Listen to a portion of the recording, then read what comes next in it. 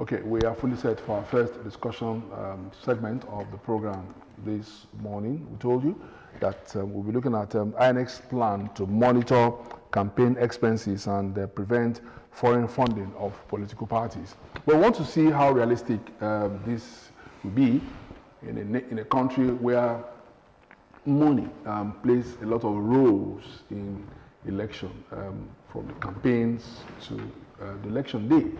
We have two guests here this morning to discuss this issue. On my immediate right is Ms. Moji Akisoya. She's an election observer and a gender analyst. Good morning, Ms. Akisoya. Good morning. Thank you for having me. Thank you so much for joining us. We also have Mr. Abaram Babalola, the public affairs analyst, is also joining us this morning. Mr. Babalola, good morning. Good morning. Good morning to our listeners out there. Okay, let's start with Ms. Akisoya. Now, I know we're going to break this down, into so many perspectives. But when you saw this, when you saw, these come out from INEC that they're going to monitor expenses of political parties, during the campaigns, and also stop, foreign funding of any political party, what came to your mind? Well, I believe our democracy is growing day in, day out, and when you talk about campaign finance, it's one of the very difficult terrain that we talk of in election. And looking at biggest democracy in Africa, which is Nigeria, and what we have went through in evolving our democracy, you know that whether we like it or not, the only way to build trust, to have legitimacy in our democracy, is to make sure that we strengthen our electoral law. And part of the things that civil society especially are happy about is the 2022 electoral law that was signed. And this is where we have to work hard. There are so many clauses that have been agitating for long. And for example, that is campaign finance, hate speech. And now the question is, how is the EMB, INEC, is going to monitor it? How is civil society is going to rise up to the challenge? And how people can build trust back to the institution to make sure that there is no voter apathy.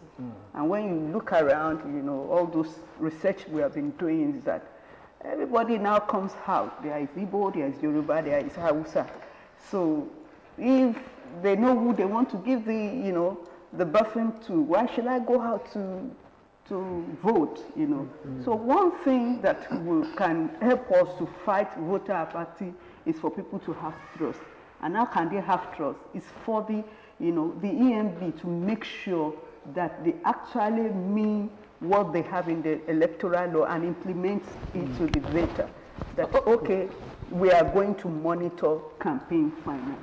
Mr. Babalola, I don't know if you help us whether over the years that we've been conducting elections, the law was just signed, the bill was signed into law this year, and you ask yourself, how are you going to do that? How do you monitor? What kind of system do we have that would support what INEC is saying to actually get this done? Well, like Ms. Akisoya said, we need to build trust. The 2022 electoral law is a step ahead of what we've had in the past. And the previous elections we had, there are so many anomalies, but the focus today is election funding. And we know that there are so many things that are wrong with the funding of political parties, funding of election. And that is why civil society groups and the likes insisted that we must have some of the sections that has to do with funding touched. The previous elections, immediately after the 2019 election, take for instance, the electoral law says that the parties should present their expenses, election expenses.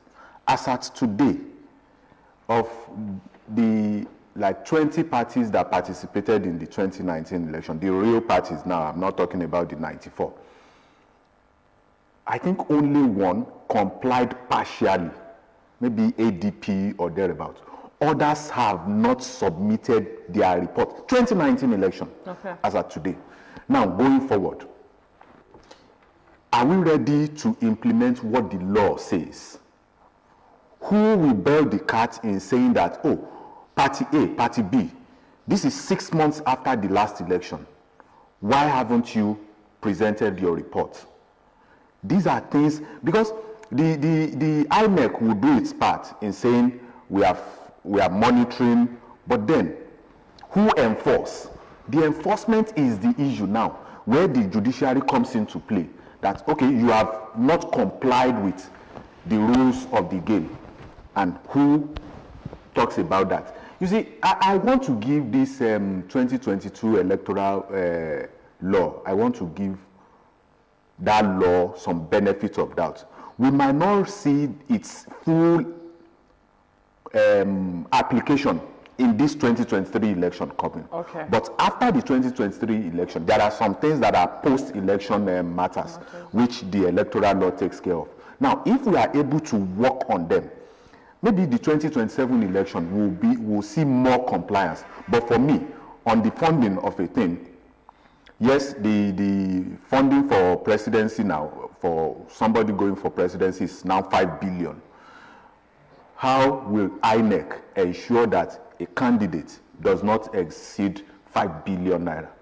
The crowdfunding of a thing, how will INEC monitor that it doesn't go beyond 50 million per individual or per group that can donate? Now, the expenses we are talking about, for instance, if you are in a campaign ground and INEC asks, what we have seen here is more than 50 million. How do you pays the bill? That? How do you determine that? Then who picks up the bill? And they just tell you that, oh, we have like few people who picked up the bill. These are the little nitty-gritty that we need to look at. For me, I don't want to be pessimistic. I just hope we are able to comply with these things. Ms. Akin, I don't know, you've observed elections in different parts of Africa, and of course one would expect that the task ahead of INEC is that would take us to a new description of our democracy. I don't know if you feel a bit comfortable whether we're not biting too much in terms of application of the electoral law, that we have it in 2023, whether that is going to help us really get the best of the system, when it comes to that election. Well, thank you very much. When you look at Nigeria, the biggest democracy, I still look at it that, from my experience, we are one of the few that merge everything together and call it INEC. In countries like Sierra Leone, which is very small, they have the EMB body like our INEC.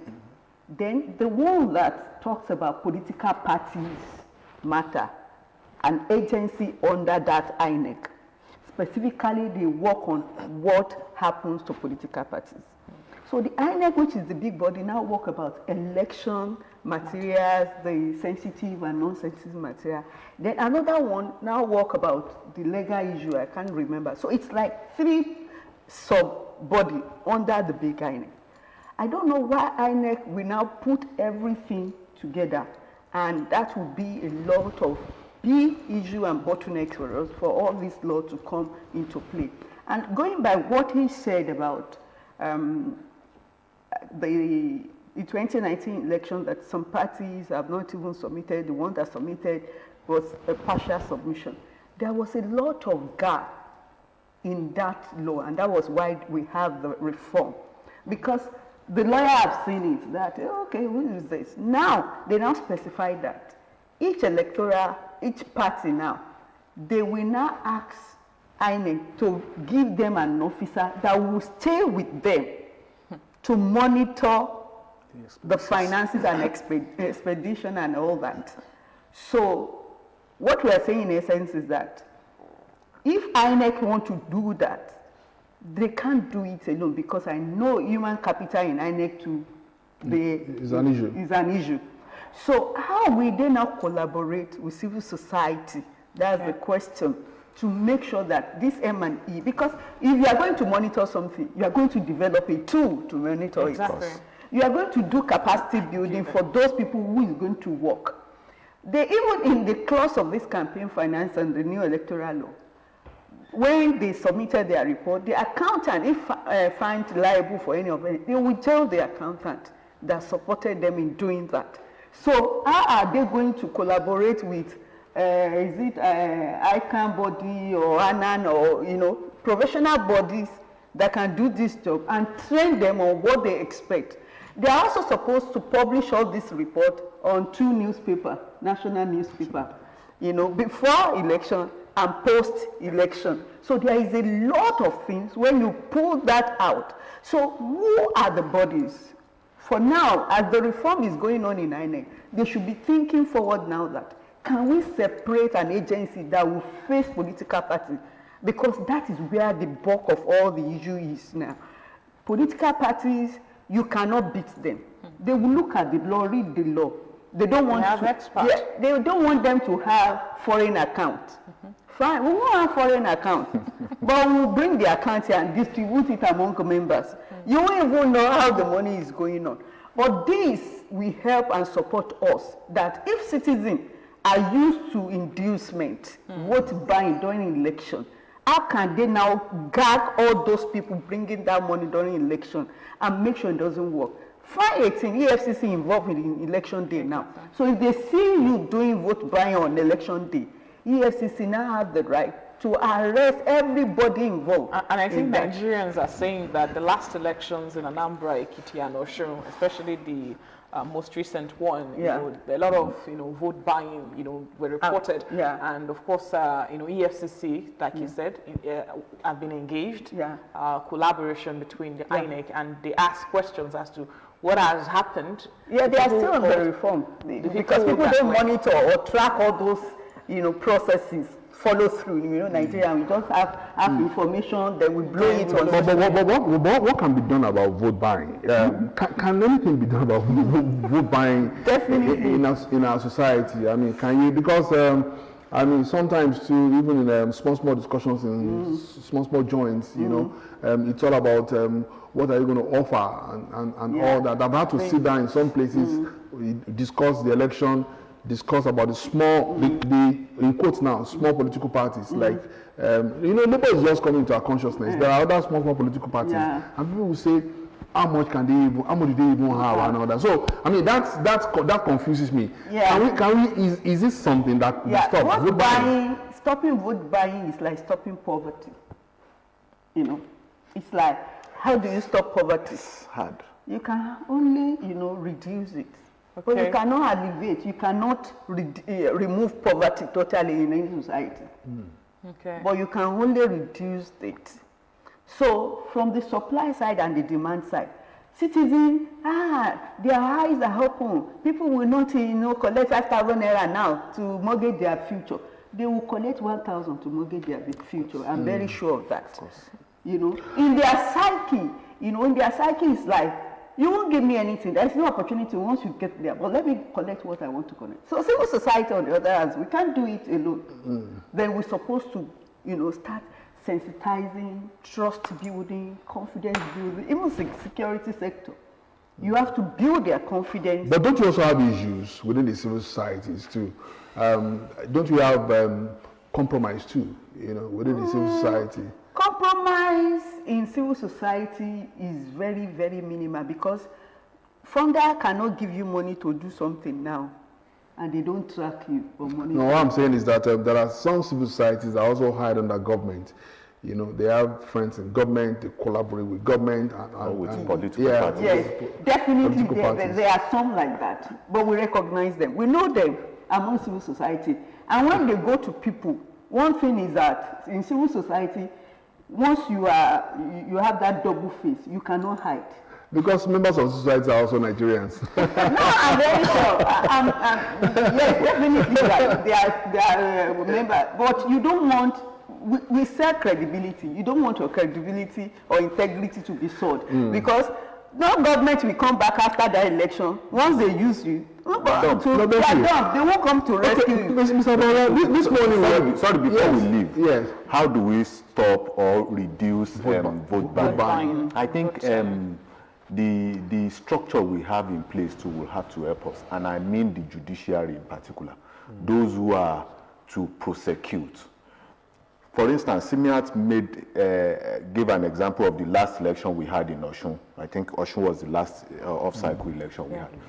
As of today, nobody hears anything about those that were caught buying or selling votes in that election. Yes, Madam said maybe we do not track to a logical conclusion. But you see, if you continue to let people know that there are implications for doing this thing that is wrong, probably it will send signals to those who are intending to do the same thing. But in Nigeria, people feel that you can do anything and go scot-free. That is why people are encouraged to do this thing. They will tell you, those who did it last year, what happened to them. In fact, they will point to individuals that are still walking on our streets. And you encourage, in a way, you are encouraging other people to come into it until we start meting out punishments and we allow people to see that there are implications for wrongdoings. We will get anywhere. I believe that media has a role to play in that. If there is a case going on, how could a person, a journalist, just dedicate his or her time on, let me follow through this process and give people information that, okay, justice has been served? Because I know that a lot of things, a lot of reforms is happening with INEC. And we are not seeing it because there is a lot on their table that they don't even know how to pass information outside to the public. For example, everybody is coming for this election now. We know that we have the, what's the gadget? Beavers now. Yes. That once your 10 hands cannot be captured on the machine, then they will use the Beavers machine to check your eyes. And make sure, what the Beavers machines know is that you must be able to see your two ears. Of course. Then people will go on to that election with their hijab. And they will tell you that you cannot remove my hijab because, and they will turn you to religious sentiment. For you, Ms. Akisoya, you want the rules of INEC decentralized. Yes. I think I've listened to you carefully. Yes. That's what you're saying. Yeah. You know that INEC is has too much of bodies. You know, now they're adding these. You know, to it. Mr. Bala, I want us to look at the issue of vote buying again. Some people will also tell you that it's their right to sell their votes. You know, you don't think so. And so it gets perplexing for the civil society too. They will say, "Oh, look at those that are even fighting for it." They don't even know. You know, you don't. Yeah, I mean, let's look at that perspective too. It's a very funny country, you know. Some people will tell you that, no, and they justify it. Of course, they justify it. You know, because oftentimes you see candidates of political parties, you know, getting to some places, some, you know, very remote areas when the elections are around the corner to campaign and all that, and you know, you don't get to see them when they win the election. Probably you see them the next 4 years. And so what people believe is that, you know, they come here once in 4 years, and so when they come here once in 4 years and I don't have soup in my pocket, in my pot, you know, and I need soup in my pot, and you know, why shouldn't I just take the money to get the soup done and then wait for another 4 years to get something else from them? You see, it's complicated, and there are so many reasons behind that. One is the issue of poverty, like Ms. Akisoya said. You are not likely going to be swayed away by a flowing river or water that is not beyond you. What do I mean? If I know I am comfortable, if I get to the polling booth and somebody offers me 5,000 naira, I know that I am much more than that 5,000 naira. So there is every tendency I will turn it down. But then the politicians now, every election period, they raise the bar. So don't be surprised if you hear some individuals are going home with as much as 20,000 naira. And you hear people, they will say, 20,000 naira. Don't even give me up to 20,000. Give me 5,000. I will vote, I'll bring my children, I'll bring my wife, I'll bring everybody around me to come and vote for you. You see, we need to address this thing from the bottom. The issue of poverty, the issue of unemployment, then the sensitization. Let us keep talking to our people. Somebody did an analysis over the weekend, which I saw, and at the end of the day, for 4 years, you are entitled to, I think, 70 naira per day. And if you accumulate that, that is around 7,000 naira or 8,000 naira for one election period. So if you have collected 8,000 naira now, it amounts to 70 naira per day for 365 days times 4. What will you do with 70 naira per day? But people at that point in time will tell you that that 5,000 naira will go a long way. And funny enough, that 5,000 naira, within 2 days, they will exhaust it. 1 day. Just for them to use it. Because it's like free money. That is when the bars will sell. A lot of people will go to the bars and, but for me, I think sensitization is very, very key. And punishment. I still insist that whoever is caught, make him or her a scapegoat. Before sensitization or before sanction and sensitization, don't you think that as a country we have also failed over the years, to have people in leadership position who are, who have integrity, dignity, and honesty? Because I think it's all about the fact that, I don't even get anything in government. In other clients where social services and amenities are available, water is flowing, the roads are good, there is electricity and all that. And so an average citizen of those countries, don't care. All they care about is someone will go to public office to offer those things. They don't care about giving them $500, because even with just a few dollars, they could actually get things done. So you don't think it's about leadership, the body language of leadership too, over the years? No, it's not leadership per se. Those countries where they are not talking about roads, they are not talking about food, they are not talking about schools, they have gone beyond that level. I'm telling you, Nigeria today, the level we are, politicians will still come and campaign to us with roads. They will still come and campaign to us with houses. They will still come and campaign to us that they will make our economy good, because that is the level we are now. Get to the years, they will be talking about sex education, gun running, because they have gone beyond the issue of somebody will come and say, I will build roads. I believe where we are, the crossroad is that we are not building institutions. We have weak institutions throughout on board.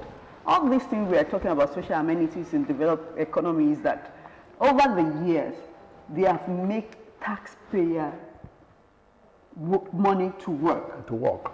So if we are paying taxes, when you look at the statistics, Ogun State is one of the highest paying taxes. But do we see that interpretation of tax in the way infrastructure is in the state? Are they bringing it back? When a community or a county in US or UK, when they collect tax, they know the number of people that pay tax in that community.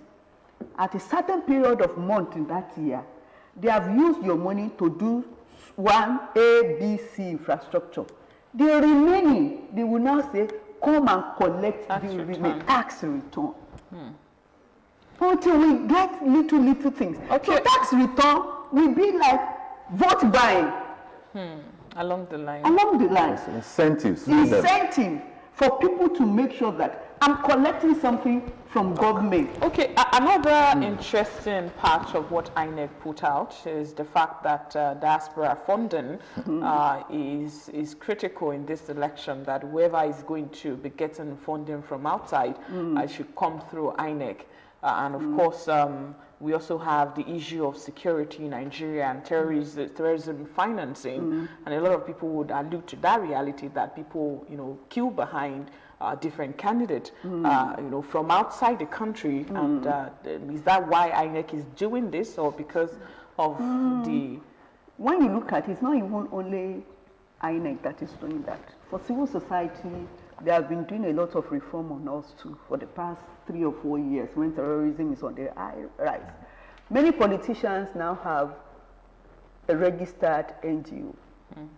And they use that registered NGO to sign for money from abroad to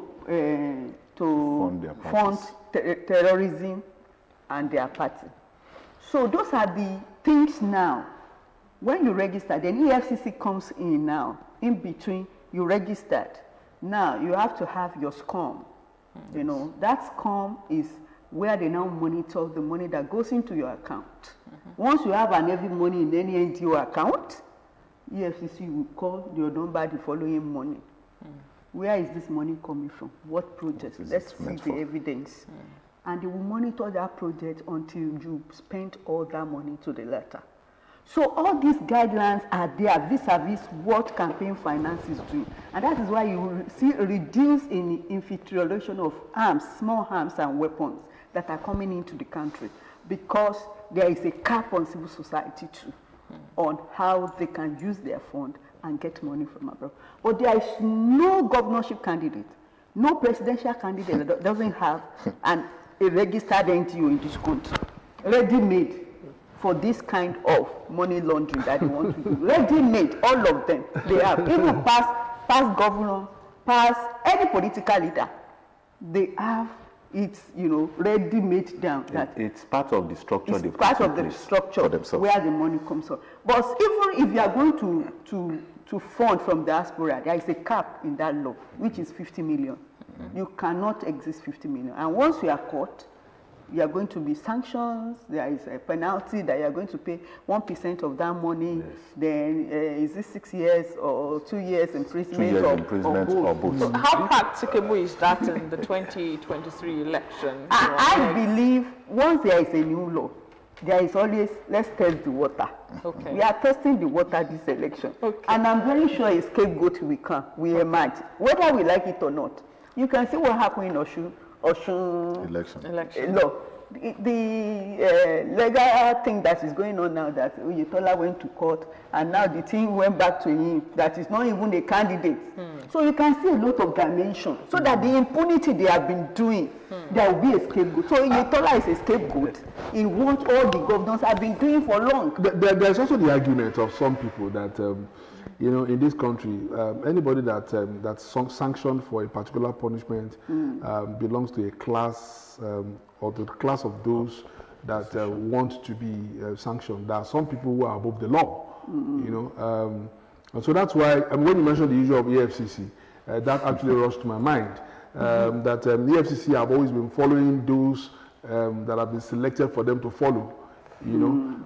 So, Mr. Hawala, how does that also come to you? Because I don't know. Sometimes the EFCC will begin a case and the case will just fizzle away. You don't get to hear about it anymore. Well, many Nigerians have been saying that we do not have structures. And I argue that we have the structure. But those who are working on the structure we are talking about is not the building, is not the computers in the building, but the people.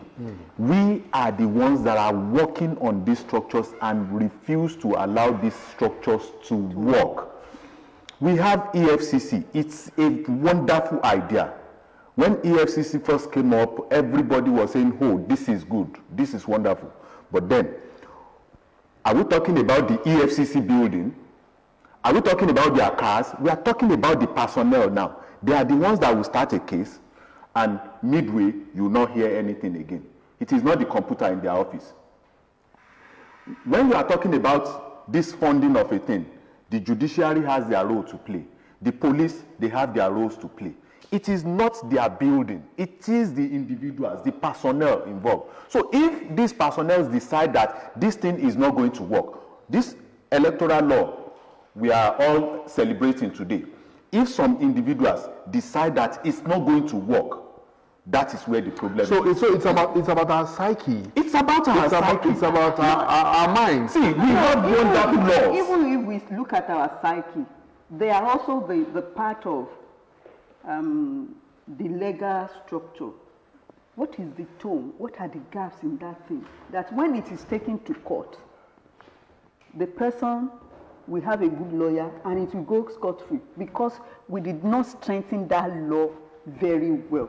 So those are the bottlenecks that EFCC is having because we have engaged them in so many ways that when they take somebody, a big fish now, they will take the matter to court. But we are supposed to have our best. Yeah, I know that there are some cases that have been. Even abroad. No, there are some cases that have been. You see Trump. No, that's when you see everything that he did and legally he will go scot-free, they will take him here. It will go. See, they will take him here. In our own case, once we have that law, there are some people seated somewhere and they will start studying the loopholes. Yeah, the loopholes. And they will exploit that loopholes.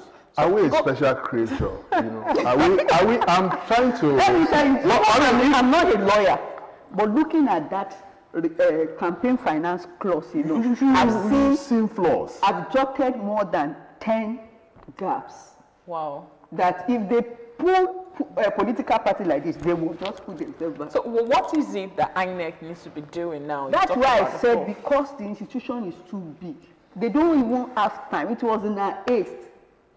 They're supposed to engage good lawyer for drafting. Okay. They're supposed to bring international, expertise to draft this thing. You have been doing it in your country before campaign finance. Let's see your own copy. Let's see what went wrong, what went well. Those are the ways that you use to draft things that needed a strong implementation like this. But lawyers now, they are now, the legal body of all the political parties are now studying campaign finance. So with all this... make sure that when we do like this, they cannot... There will always be... So apart from not that EFCC doesn't want to... Apart from what we experience in every election, people are really saying, again, that INEC, has been giving us promises. They've been promising Nigerians that they will do this, they will do that. And in the aspect of financing, the campaigns of the different political parties, they're also looking at what has been the case of the past event or past elections. For example, the primaries, it was everywhere that, delegates were just cashing out and all of that.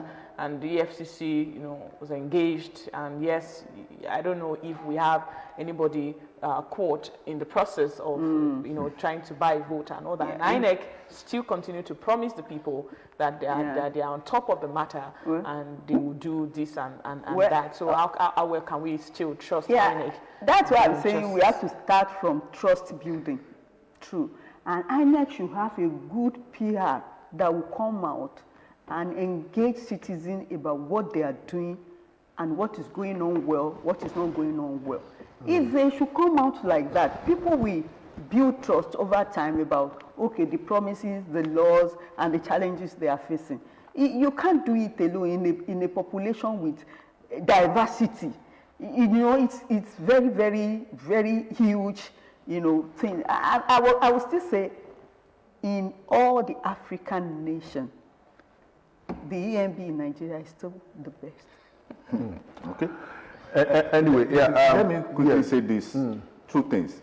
The first one is that on PR of a thing. Take for instance, there is a particular parastatal in Nigeria today, the NDLEA. Before now, NDLEA has been working.